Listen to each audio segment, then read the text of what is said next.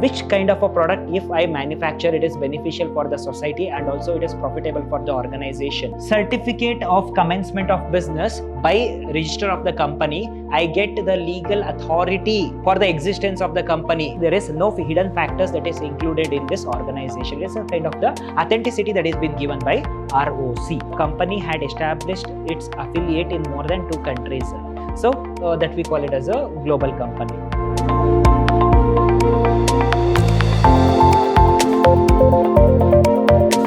Hello everyone, warm welcome to one and all. I am Mr. Hemant Kumar from the Department of Commerce and Management, Vidhyaashram First Aid College, MYSURU, the Temple of Excellence. In today's session, we are going with the subject Company Law and Practice.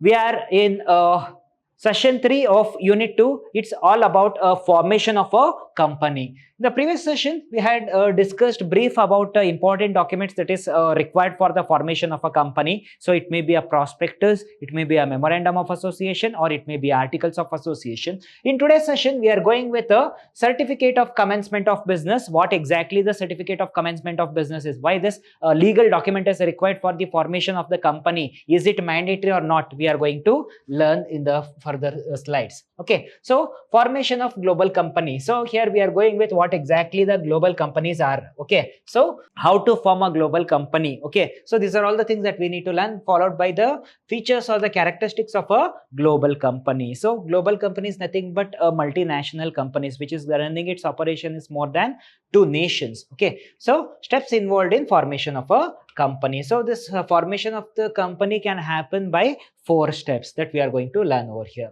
Moving forward, here steps involved in formation of a company. When it comes in terms of steps involved in formation of a company, the company can start by 4 steps or the 4 stages. Okay, so what exactly the 4 stages is, how exactly it is going to benefit for the formation of a company. Here the first one is a promotion stage. So promotion stage is also known as the foundation of the company or the foundation stage of the company. Okay, here the promoters are going to take up the opportunity that is available in the market. Means they are going to completely take up the project of a formation of a company and they are going to take the initiative for formation of a company. How exactly that they are going to do? Okay, see, as I explained in the previous session, that is session 1 of unit 2. Okay, so the promoters are the people, okay, who are the people who are going to start the business plan, okay, execute the business plan and bring into the reality. Okay, see, what they are going to do is, firstly, if investors have a so and so investment, okay, so that they are going with the market research. They are going to analyze the complete market condition, trends in the market, consumer behavior of the market, what exactly the people want, what is the demand pattern in the market, all those things that they are going to know. And in the same way, they are going to come to the conclusion at the end of the day, I am supposed to manufacture this kind of a product to the people who are my target customers, who are my audience, who are my potential customers. Okay, so which kind of a product, if I manufacture, it is beneficial for the society and also it is profitable for the organization. Okay, which kind of a product can I manufacture and offer to the society? Okay, so these are all the decisions taken by the promoters of the company, right? Okay, so let me say, I will just give the example. Okay, so promoters get to know there is a investment of 10 lakh rupees. Okay, so out of that investment, what kind of a business is suitable for today's generation or in the today's society? Okay, so they go through the market survey, they go through the analysis. Okay, so they go through the consumer behavior or the consumer perception in the mindset of the customer. Okay, so what exactly the demand for what kind of a product, they get to know there is a demand for the organic product. Finally, they come to the conclusion saying that, okay, so let me build a organic chain which serve the customers directly. Okay, so this is a way how they are going to find the this thing and come for the conclusion. And not only giving the conclusion, making the plan. Okay, those are the people who can bring that plan into the final existence as per their plan. Okay, so finally they get to know there is a huge demand for the organic products. So what they are supposed to do? So if I want to manufacture this organic product in my organization, whether I'm supposed to go with a labor intensive technique or capital intensive technique, what is the total number of requirements of the labors that is needed, whether they are experienced labor is needed or freshers that I can hire. Okay, so who must control this, who must manage this? Okay, and from whom I must bring the raw materials, to whom I should sell the product. Okay, which which are all the modes that I can supply the product. Okay, so whether I make it available online or offline, these are all the decisions that is made by the promoters at the beginning itself. Okay, so that we call it as a promotion stage. This promotion stage is also known as a foundation or the basic foundation stage for the organization. Okay, so followed by feasibility studies. So promoter is also undergo the feasibility studies before starting the organization in the promotion stage itself. Now what happens is he is going through various kinds of feasibilities. Okay, so it may be a technological feasibility, it may be a economic feasibility, it may be a market feasibility. Okay, so that he is going to ensure about the future success or the growth of the business. Next one is gathering resource. He is responsible to gather all the kinds of resource that is required for the organization. It may be capital resource, it may be a human resource, it may be other resource that is required for the organization, it may be a raw materials, it may be machinery, plant and building, land and building. Okay, so all the things he is going to gather. It is his responsibility. Who? Promoter. After going with this all basic needs or requirements, he is going with the incorporation stage. That is, it is regarding the legality. Okay, so formality that is required for the formation of the company, so the reason for the existence of the company. Okay, so in terms of a incorporation stage, he is going with a legal formalities according to Companies Act 2013. Okay, so there are legally, according to Companies Act 2013, there are two required documents as per Companies Act 2013. Okay, one is Memorandum of Association, second one is Articles of Association. As I explained in the session 2 of unit 2 regarding a memorandum and Articles of Association, this Memorandum of Association is also known as a charter of the company, which deals with both internal factors and external factors, and Articles of the Association, we call it as a rule book of the company, where all the kinds of the rules and regulations and the protocol is being mentioned over here. Okay, so that is the preparation of a Memorandum of Association and Articles of the Association will be taken care by the promoter itself. Okay, he is the one person who take the initiative for formation of the memorandum and Articles of the Association legally under Companies Act 2013. Next one is a capital subscription stage. The promoter is also responsible for the capital subscription. What is the initial capital that is required for the organization? So what is the public offering that is done by the organization? In terms of a public company, it is applicable, the capital subscription stage. In terms of a private company, this stage is not applicable. This stage is exempt in terms of private company, because in terms of a public company, is going to bring the capital by offering the shares to the general public. Okay, so capital subscription stage. In terms of a public company, say for example, okay, so I do have a net capital of 10 crore rupees. I want another 10 crore rupees from the general public. Okay, so how I am going to bring the shares, how much equity shares, how much preference shares that I am going to offer to the public, how much bonds that I am going to offer to the public, how much debenture that I am going to offer to the public. Okay, so these are all the things that I am going to decide in the capital subscription stage and moving forward. Okay, so finally the commencement of business stage. Here in the capital subscription stage, okay, so if my organization is going to take a loan from a bank, any of the banking company, okay, that also I need to mention over here. Okay, so next one is a commencement of business stage. Okay, it is a final stage of the formation of the business, where I will be having a commencement of business certificate which is been approved by the ROC, that is register of the company. So here, to get the certificate of commencement of business by register of the company, I get the legal authority for the existence of the company. Okay, so this certificate of commencement of business is also known as a ID card of the company. Okay, so it is a legal formality that is required for the existence of the company, that is the commencement of business certificate. Without this certificate, a company cannot start its operation, cannot do any kind of business, whether it is a product based or a service based this thing. Okay, so what happens? So it should be granted by ROC. To grant the permission by the ROC, there are certain documents required for ROC for the approval of this company. Okay, so that this company is undergoing this kind of operation, whatever the activity which is going to happen in this company is legal. Okay, so it is not illegal. There is a certification that is given by the ROC. Okay, so if it fulfill the basic requirement of this ROC, ROC is going to grant the permission for the commencement of business. After the certification of commencement of business, okay, so the company can get start its operations. Okay, so if okay, a company start its operation without this commencement certificate by the ROC, okay, the company may get penalized. Okay, so it may undergo some conflicts, legal formalities. Okay, so these are the things that we must keep in mind. Hence, there are 4 steps that is required for the formation of the company. First and the foremost step, we also call it as a promotion stage. Okay, so promotion stage, it is a foundation of the company where the promoters take the initiative and do all the activities that is required for the formation of the company, starting from generation of idea till the fulfilling all the requirements or the assets of the company. Okay, so followed by incorporation. It is about formulating the legalities, okay, formalities of the company. Okay, so mainly preparing documents such as memorandum of association and articles of association. And next one is capital subscription. So what is the capital available, what is the capital I must bring from the public, from whom that I'm going to bring the capital, whether from the public, whether from the banking company. Okay, so how I'm going to bring it. Okay, followed by the commencement. So commencement of business, the commencement of business certificate. Okay, so the certificate of commencement of business,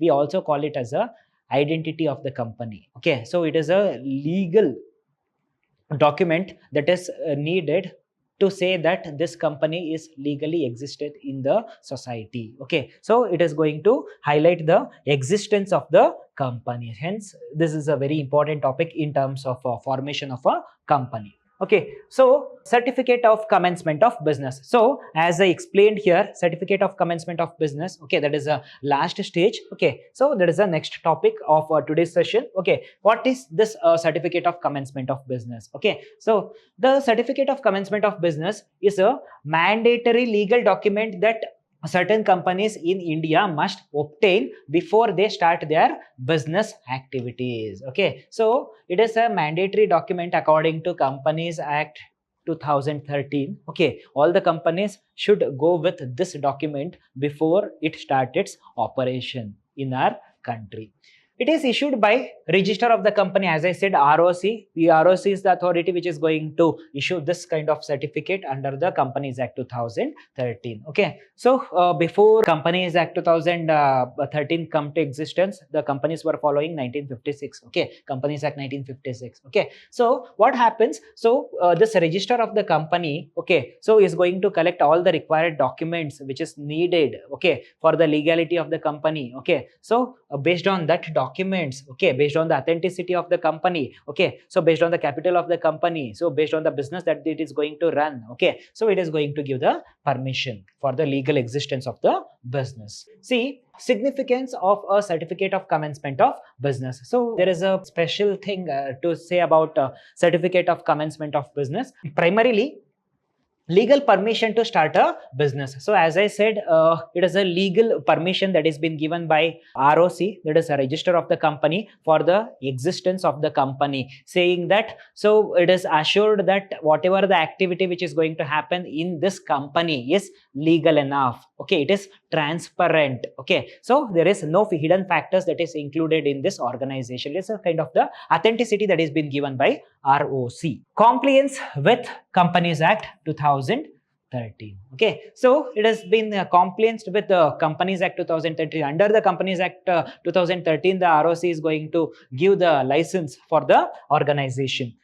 Investor confidence. Okay, it is also beneficial to take the confidence of the investor, because how exactly we can take the confidence of the investor? So if I am very transparent, all the kinds of the legal formalities is been fulfilled, saying that I am a legal entity in terms of organization. Okay, so the people are confident on the company and that they are going to invest. Okay, to take the confidence of the investors, okay, so this certificate is needed, because it is a proof that is been given by a register of the company, that is from the government. Okay, so whatever the activity which is going to happen, it is legal. Whatever the information that has been given by this company, okay, so it is transparent enough. Okay, so it is true and fair.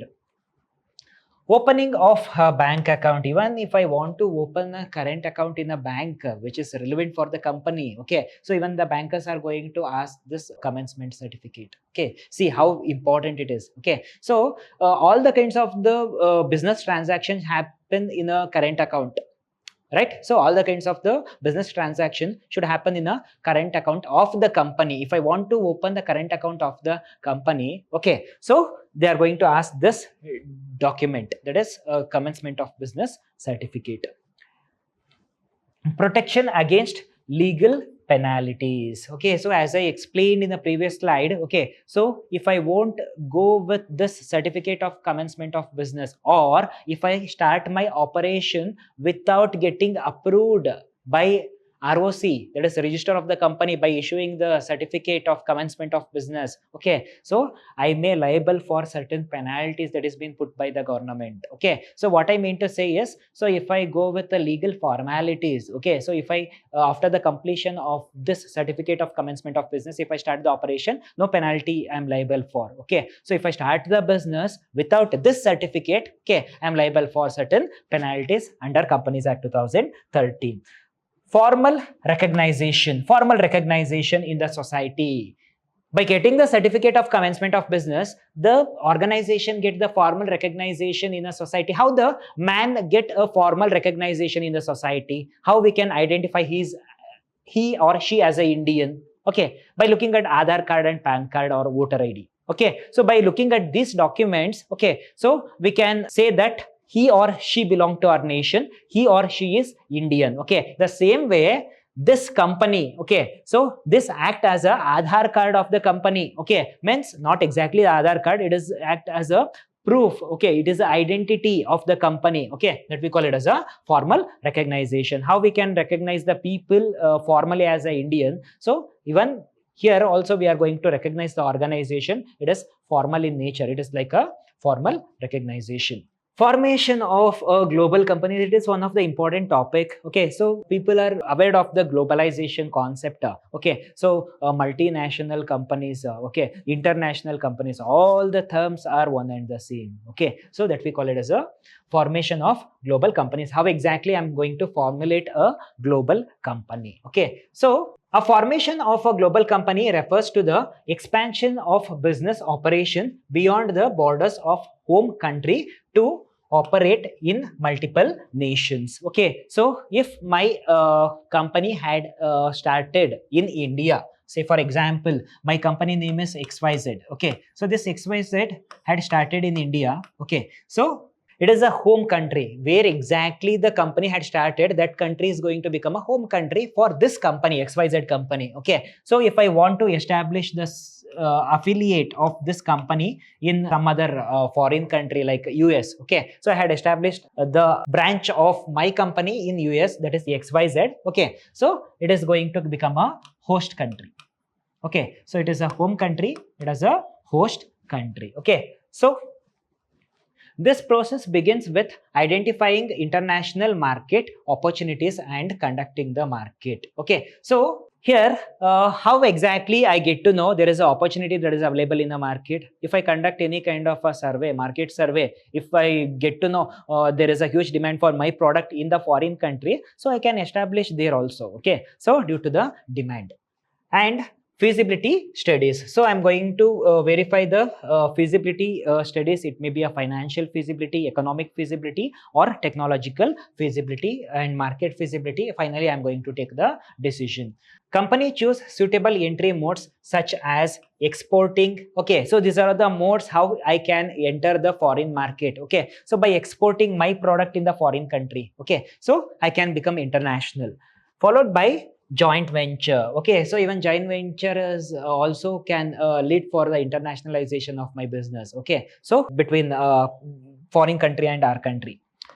Franchising. Okay, I can give franchise for the foreign sellers. Okay, next one is setting up subsidiaries. Okay, even I can directly set up the subsidiary in more than 2 countries. Okay, one is US, let me say, one is UK, one is China. Okay, so these are the affiliates of my company. Legal compliance with a foreign law related to the regulation. Okay, legal compliance with foreign law. Okay, so while my company is running operation in only my country, I need to follow Indian law. Okay, so if I'm going to establish in the foreign country, I need to follow the foreign compliance as well. Okay, so it may be a taxation, Labours Act. Okay, so Indian tax rule is completely different when compared to foreign tax rule regarding the labor law also, and foreign exchange is essential. Okay, so according to the Foreign Exchange Management Act, FEMA and FERRA Act. Okay, so regarding that compliance, through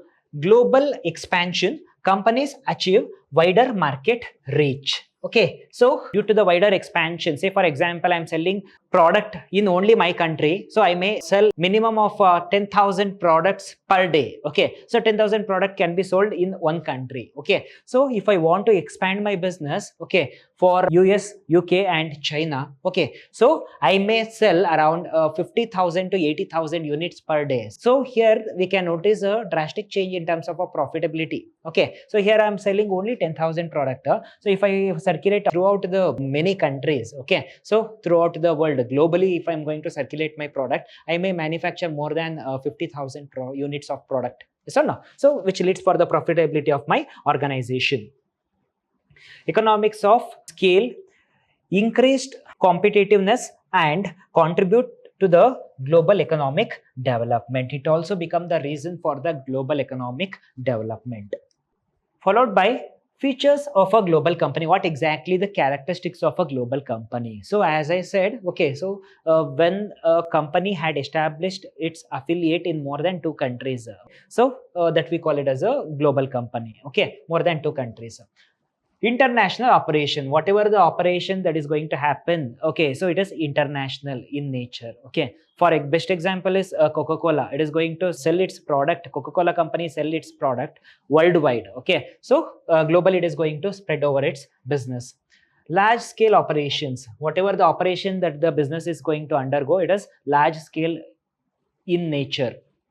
Means, for example, as I gave you the example, if I'm going to circulate my product only in our country, that is India, okay, only 10,000 product that I can circulate over here. Okay, so if I enter the foreign market, I may sell more than 50,000 units per day. Okay, so that is a profitability for my organization. Centralized control. Okay, so as I said, okay, so the company that is in a home country, the companies that is in a host country, that is a foreign countries, okay, so will be controlled by home country, that is head office also we can say it. Okay, so all the companies, okay, so will be controlled by the head office. This company which hold the all the company, that we call it as a holding company. This companies which is in the hold of this holding company, we call it as a subsidiary company, as I explained in unit 1. Okay, so that we call it as a holding company, that we call it as a centralized control. Use of advanced technology. Best example is Amazon India Private Limited. So we already know it is a global company which run its operation almost in all the countries. Okay, it have its own goodwill, name and fame. Okay, so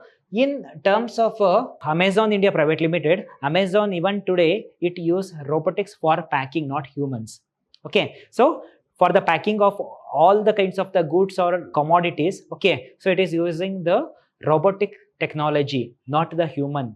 Okay, so that is for the contribution that has been given by the technology. See, in the place of 10 individual people, one robotic can do the efforts of 10 individual people. What I mean to say is it is a profitability to the organization by using technology. Done.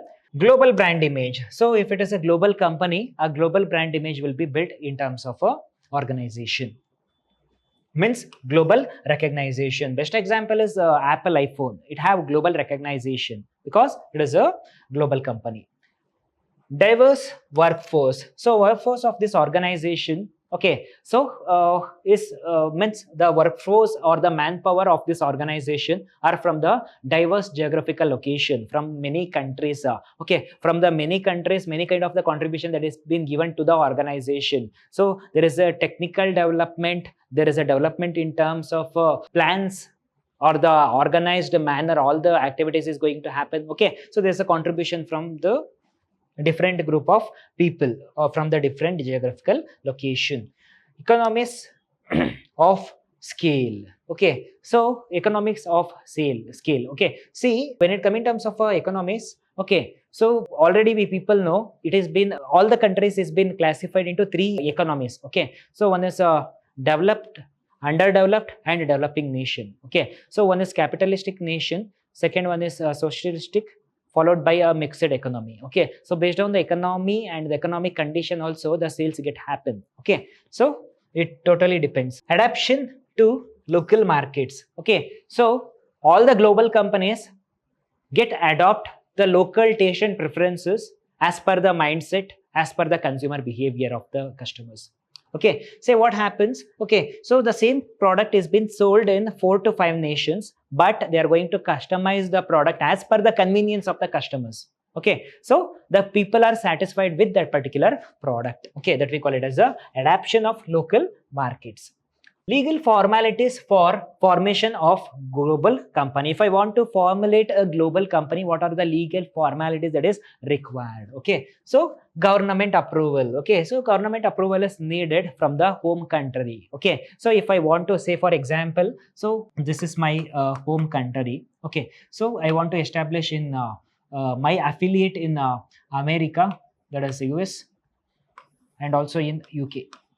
Okay, so if I want to go international, I have to take the permission with my government. It is a legal compliance, so that what exactly the investment that is made by me, what exactly the contribution that I'm going to give for that particular nation. Okay, so for a startup of new business in that particular nation. Okay, so these are all the things that I need to take the permission or the license from the government of India. Followed by company registration. Okay, so I had taken the license, that license is been granted by the government, and after granting the license I need to go with the company registration in US. Okay, the registration protocol of US is completely different, and UK is also completely different when compared to India. Okay, so I need to go as per their formalities, whatever the documents that they are going to ask, whatever the restrictions, whatever the rules, regulation, I need to follow exactly the same in terms of US also, UK also. That is done. Next one is foreign exchange compliance. Foreign exchange compliance. So what exactly that I am going to invest, what exactly that I am going to bring the profit out of my investment. Okay, so that I need to take care in terms of the international law. License and permits. Okay, so I need to take the license in terms of US and UK, and I need to take permit which differs from one nation to another nation. Tax compliance. Okay, so here I am going to follow the Indian tax system, here US tax system, here UK tax system. Okay, according to that particular nation, we need to follow the tax compliance. Labor law compliance. Okay, the labor law of India is entirely different from American labor law and UK labor law. Okay, so I need to follow in US labor laws, in UK labor law. Labor law is all about the fair remuneration to the employees. It may be regarding the working condition or the working hours of the employees. Okay, whatever the benefit that is been given by the organization to the employees, welfare of the employees. Okay, medical facility to the employees. These are all the facilities that is be provided by the organization to the employees. Okay, so next one is intellectual property and protection. Okay, so we need to protect our intellectual property, we need to protect our brand logo, brand name. Okay, products or inventions we need to protect. Okay, so by taking the copyright, okay, so by taking the patent. Okay, so these are all the formalities that is required. Regulatory filings. Okay, so being an Indian company, I am going to register in India under Companies Act 2013, but in America there is some other act I must register under, and also in UK there is some other Companies Act I need to register under. Okay, so it is regarding the legal compliance that I must undergo. Okay, so which are all the laws that I must follow in India? For example, I had established a company. Okay, I am going to follow Companies Act 2013. Okay, so I am going to follow labor law, I am going to follow Factories Act. Okay, so there are a number of laws that I need to follow when it comes in terms of the organization. Okay, so there are a number of laws which must be followed. In the next session, we are going with a company administration. It is a very important topic. Okay, so what exactly the administration is, okay, how exactly the administration is going to happen. Okay, so these are all the things that we are going to learn in the next session. Thank you.